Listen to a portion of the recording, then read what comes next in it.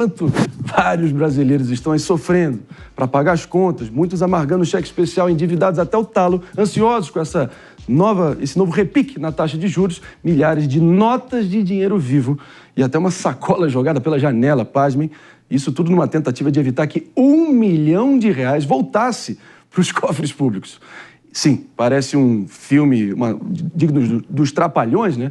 Mas esse foi o resultado de uma operação da Polícia Federal e também da Controladoria Geral da República, a CGU, contra o desvio de R$1 bilhão e 400 milhões encontrados com o famoso Departamento Nacional de Obras contra as Secas, o famoso DENOX. Né? Um poço ali de corrupção e aparelhamento. Já vou acionando aqui no Mano só para dar um perfil do DENOX aqui, para quem não lembra. Me ajuda. É impressionante, Marinho, porque o DENOX foi criado lá atrás, há mais de 100 anos, antes da ditadura militar até, e foi ganhando diversas roupagens ao longo do tempo, sempre em tese com o propósito de combater a seca no Nordeste. Só que o que a gente vê na prática, desde muito tempo, é um aparelhamento por elites das oligarquias locais que se aparelham, se utilizam do DENOX para desviar recursos públicos em prol da sua perpetuação no poder. Mais uma vez, o que a gente está vendo é isso. O vereador que você falou é primo de ninguém mais, ninguém menos que o deputado Elmar Nascimento, super influente na Câmara dos Deputados. Infelizmente, o roteiro se repete. Nos anos 90, aconteceu a mesma coisa com o então presidente da Câmara dos Deputados, Inocêncio Oliveira, que era deputado federal por Pernambuco, basicamente o Arthur Lira daquela época. Então, é repugnante, é revoltante como mudam-se as gerações e o DENOX continua servindo de ambiente para a perpetuação da corrupção. O DENOX, esse serpentário, né, Mota? Mas só para vocês entenderem o grau da insanidade de mais esse caso no Teatro do Absurdo do Brasil, foram encontrados nada mais, nada menos que R$700 mil em notas, dinheiro vivo. E mais a sacola que o próprio vereador, o Francisco Nascimento, que é primo, vereador, inclusive no município de Campo Formoso, na Bahia, né, jogou pela janela antes de ser preso. Então, muito além desses suspeitos todos, claro, que fique claro que o Elmar Nascimento não tem nenhum vínculo direto, familiar, ruim e mau caráter, todo mundo pode até ter. Então, tem que fazer essa distinção. Não é isso, Jess? Sim, tem que fazer essa distinção, mas eu acho que um ponto que o Mano coloca é da indústria da seca, né? Essa indústria da seca que sempre cria soluções que duram por um tempo infinito para muitas das vezes conseguir fazer esses desvios. É isso que a seca do Nordeste, em muitos momentos, foi instrumentalizada e foi usada para pedir recurso, para depois desviar esses recursos. E são várias famílias que são oligarquias consolidadas dentro desses espaços, que alimentam esses sistemas e que mantêm seus redutos eleitorais de longa data. Isso é um problema para a nossa democracia, isso é um problema para a renovação política, então a gente precisa também estar ciente disso. Mas no que diz respeito ao crime, a partir do momento em que um vereador acha que vai simplesmente sumir com R$1 milhão, jogando uma sacola plástica, com dinheiro, com R$1 milhão ali fora do apartamento, ignorando que a polícia iria atrás, é realmente inacreditável. Mas é isso, nós somos o país da sacola plástica com R$1 milhão, do dinheiro na cueca e de tantos outros efeitos da corrupção que marcam a nossa história, mas muito pouco se faz sobre isso para combatê-la no Brasil. E você pensando que político só dá dinheiro para comprar voto, pelo visto, quando é preso também ele joga para devolver. Não é isso, Mota? Olha o nível que a gente chegou. Suas primeiras impressões dessa bizarrice aí brasileira. Eu acho que deveriam mudar o nome do DENOX, em vez de ser Departamento Nacional de Obras contra as Secas, deveria ser o Departamento Nacional de Contas Bancárias Secas, porque a principal função do DENOX é irrigar. A gente olha um episódio como esse, ocorre em inúmeros outros episódios, a história do dinheiro na cueca. O que é uma sacola com R$700 mil ou R$1 milhão comparado com aquele apartamento na Bahia que tinha sido alugado com a finalidade de guardar malas de dinheiro. Glorioso Gedel Vieira Lima, não é isso? Pois é. Eu acho que há duas lições que a gente pode tirar rapidamente desse episódio. Primeira lição é a falácia que é a história do bandido, pobre coitado, que rouba para comer, porque não teve educação, porque não teve oportunidade. Essa operação é composta de gente com muita educação, cheia de oportunidades, inclusive oportunidades para roubar. é uma prova de que crime é escolha. E a segunda é mais uma vez a gente mostra a importância de enxugar o Estado, de acabar com esses departamentos, com essas secretarias, com esses ministérios, que todos foram criados com uma boa intenção, né?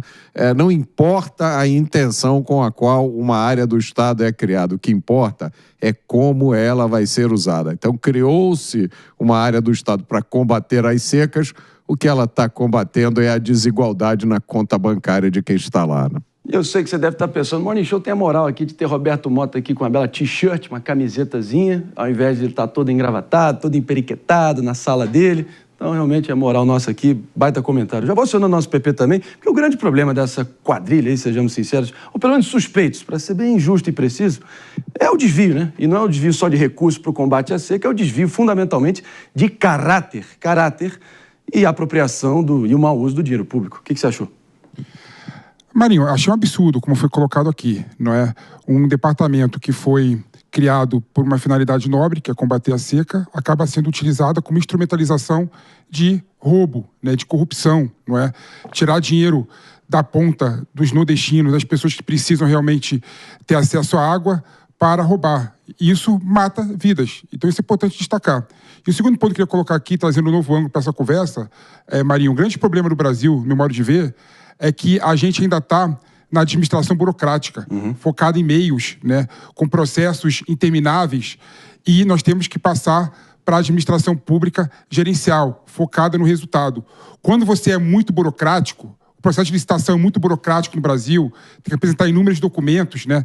E isso dá margem para facilitar a fraude na licitação. Então nós temos que pensar também em estruturas institucionais para mudar essa lógica, não é? Não dá mais para o Brasil fazer compras públicas, fazer obra pública por meio de um processo de licitação completamente equivocado, completamente atrasado e completamente absurdo, interminável, não é? Quando você dá transparência ao processo, quando você, por exemplo, foca muito mais no resultado, em pagar mais barato, né?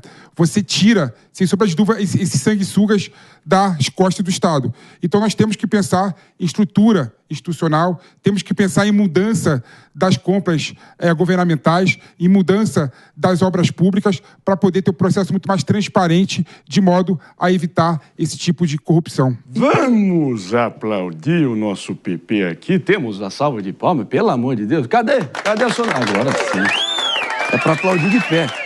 Porque o Brasil segue sendo saqueado e no meio dessas operações espetaculosas, midiáticas, pelo amor de Deus, está na hora da gente ter um amplo entendimento, uma disposição para tentar reformar a lei de licitações que está completamente viciada, desenhada para gerar oligopólio, cartel, licitação viciada. Está claro isso. E a nova lei de licitação que foi aprovada recentemente nasceu atrasada. Nasceu com um propósito... Vamos entender. Nasceu com um propósito atrasado. A realidade é que houve um desmonte do processo de combate à corrupção no Brasil. Porque muita gente foi para a cadeia, porque deu muito problema. Então os políticos se blindaram em um certo grau em decisões, como a própria lei de improbidade, a reformulação que houve e outras questões. Então, a partir disso, o que acontece no Brasil a gente precisa começar a ver que os gargalos da corrupção, eles estão, assim, nos meandros da nossa história política. E que, no final das contas, isso afeta quem quer que seja no Brasil. Porque, no final das contas, não se chegam recursos, não se chegam benefícios, as coisas não funcionam por conta disso. Então, quando você tem ali num processo de licitação, que o processo de licitação, ele já abre, ele já começa desde o comecinho ali com quem irá ganhar. Isso é tudo carta marcada. Esse jogo de carta marcada prejudica muito o Brasil. Nesse caso foi desvio direto, mas tem muitos casos que as empresas fazem licitações supervalorizadas e repassam propina aos políticos, às pessoas que escolhem. Então a gente precisa estar atento para isso, não precisa imaginar que era só Brasília, não. A gente vê nesses casos, pequenos municípios são foco também dessa corrupção endêmica. A gente precisa estar atento a isso. PP? Não, só um ponto. Parte desse dinheiro que foi roubado veio de processo de licitação fraudado. Sim. Fraude à licitação direta, né? Não é só verba direta, não. Agora, um ponto que eu não gosto de colocar, né, e o argumento acaba caindo para aí, é achar que o problema do Brasil é a corrupção. Né? O Brasil não é mais corrupto que vários países do mundo. Né?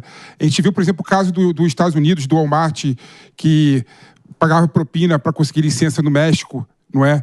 O caso da Encor, por exemplo, nos Estados Unidos, né? O caso da Alstom e Siemens, né? Na Alemanha e na França. Ou seja, o Brasil não é o país mais corrupto do mundo. Então, quando você levanta essa bandeira, nós somos corruptos, o problema do Brasil é a corrupção, a gente acaba reforçando o complexo de vira-lata. Não é. O problema do Brasil é a estrutura institucional completamente atrasada e que não responde mais às demandas atuais. É que o corrupto não vai pra cadeia no Brasil. Tipo, todos os casos que você está falando.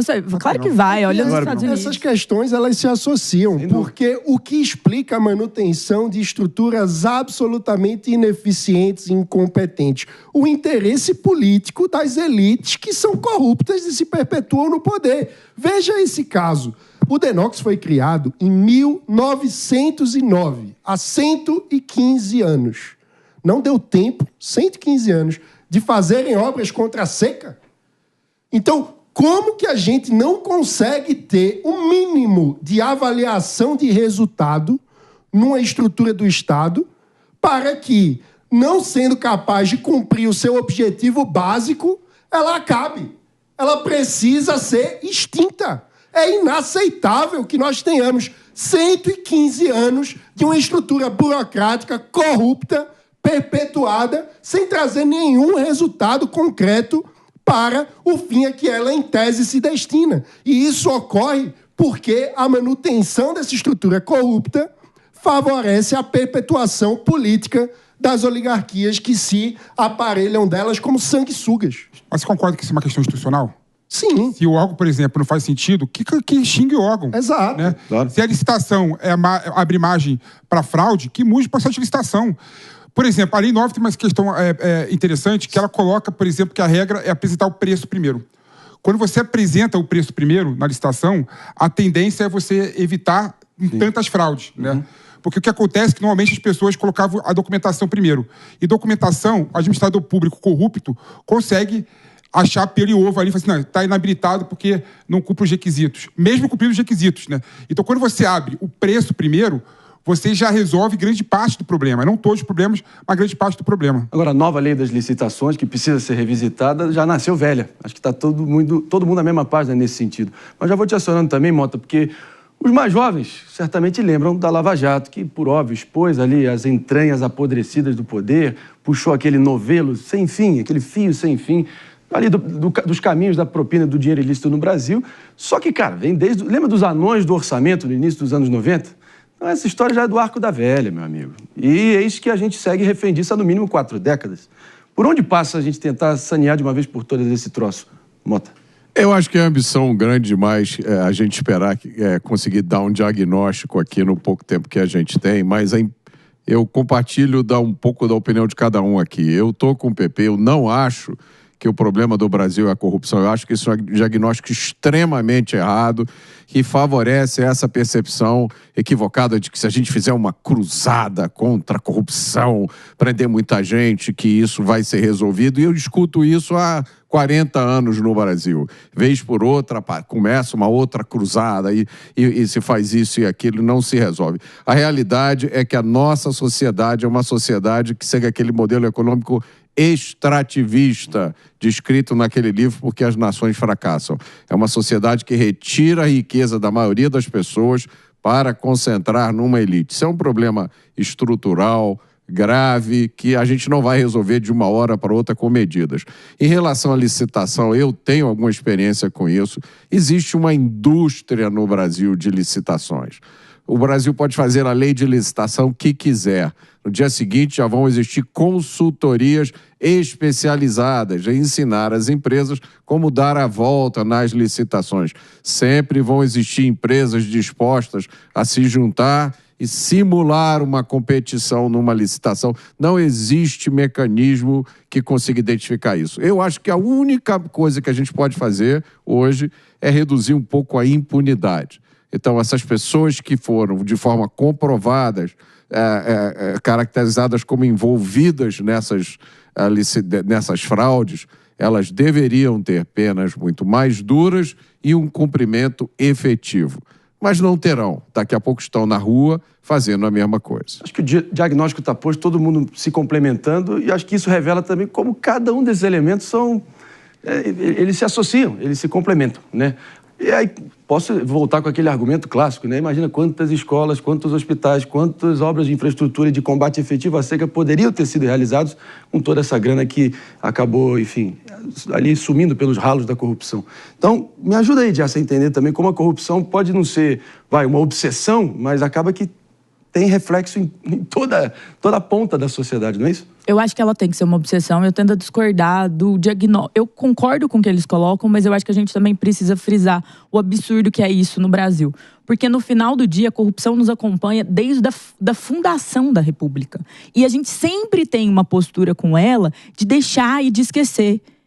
2.219 dias. Esse é o tempo que o Sérgio Cabral, réu confesso, foi governador do Rio de Janeiro. Réu confesso, confessou o valor que desfiou. Esse é o tempo que ele ficou preso. Menos de 7 anos de cadeia para uma situação que levou à calamidade no Hospital Pedro Ernesto. Tem uma pessoa que sempre fala com a gente que é a Mariana. A Mariana, ela perdeu o pai nesse hospital por ausência de espaço para uma cirurgia. A corrupção mata, a corrupção assassina, a corrupção tira oportunidade, a corrupção tira a escola. E a grande questão é que esse homem, ele tá solto. Quando a gente olha para toda essa trajetória do Brasil, é revoltante sim, e tem que ser revoltante, porque no final das contas, todo mundo, do rico à população mais vulnerável, tá todo mundo tendo seu dinheiro sequestrado por processo de corrupção. E eu não falo isso para criminalizar a política. Tem muito político bom, tem muito político que quer fazer a coisa certa, mas existe um sistema, como o Mano bem colocou. Existe um sistema que prevalece muitas vezes uma lógica de criar leis que facilitam a questão das licitações, leis que dificultam a questão da impunidade, ou seja, fazem a impunidade ter mais força. Então a gente precisa olhar para o nosso processo como um todo do Brasil e pensarmos no país que queremos ser. O PP trouxe o caso dos Estados Unidos, é um excelente caso. Nos Estados Unidos tem muita gente colarinho branco que vai preso e fica preso muito tempo quando é pego. Opa. Aqui não. Então toda a lógica da corrupção no final do dia não é que o brasileiro é pior do que qualquer povo, não é que nós somos piores, não. É que o sistema faz muitas vezes com que a corrupção possa permanecer, ou que ela vale um pouco mais a pena aqui do que nos outros espaços. Isso é que é lamentável. Agora, qual é o meio termo, né? Porque o Brasil passou não só por um revisionismo histórico, tudo que aconteceu de 2013 para 2022. Queria muito te ouvir também, Pepe, você como nosso legalista garantista oficial desta república, porque vai tentar colocar aqui os dois polos, né? Vai o lavajatismo mais punitivista e usando métodos exóticos e solapando ali o processo jurídico. Só que, por outro lado, o que entrou no lugar dele, a gente fica na figura do próprio ex-procurador-geral da República, o Augusto Aras, que ficou apelidado como o arquivador-geral da República, lembrando que a PGR é o órgão responsável por acusar qualquer político corrupto, e não teve nada disso desde que ele assumiu e já saiu, tudo bem. Qual é o meio termo, hein? Palavra final sua. Não, um ponto que eu acho interessante, Maria, nessa discussão toda, né, é que tem uma posição e um ângulo lavajatista que vem com esse discurso completamente retórico e completamente falso, dogmático, dizendo que o problema do mundo é a corrupção, que a corrupção drena dinheiro da educação, da saúde e por aí vai. Às vezes, e muitas vezes, a maioria das vezes, né, o sistema de corrupção é tão sofisticado que não tem sobrepreço. Ou seja, o cara que rouba, por exemplo, na licitação, na contratação pública, ele divide parte do lucro dele, que não é superavitário, pelo contrário, é menos de 10% da TIR, da taxa interna de retorno, com o administrador público. Então, não necessariamente tem que dar para essa ligação entre a corrupção e a drenagem do dinheiro das políticas públicas. Esse é um discurso completamente falso, que não traduz a realidade, é um discurso lavajatista. E o meu medo é o seguinte, quando a gente bate no peito falando que o problema do Brasil é a corrupção, a gente não olha os problemas reais do Brasil, que são muito mais profundos que a corrupção. É problema institucional. A gente consegue combater a corrupção de uma forma indireta, resolvendo o problema institucional, fazendo o Estado ser muito mais eficiente, focado no resultado, fazendo o Estado gastar o dinheiro de forma correta em determinadas políticas públicas setoriais. Então, não dá para você bater no peito, e ainda bem que a Lava Jato, nesse aspecto, faliu e mostrou que não é o resultado necessário que o Brasil precisa. Meus amigos, 10 horas e 22 minutos por aqui no nosso Morning Show. Tava bom demais para ser verdade. Todo mundo ali comungando, todo mundo falando a mesma nota. Tinha que desafinar no final, como manda o manual, como manda a tradição. Sei que a Jess vai ficar triste comigo, que eu vou ter que fazer a mudança aqui de rota. O brasileiro sabe que o PP tá errado. Sabe que tá certo. Bom, deixa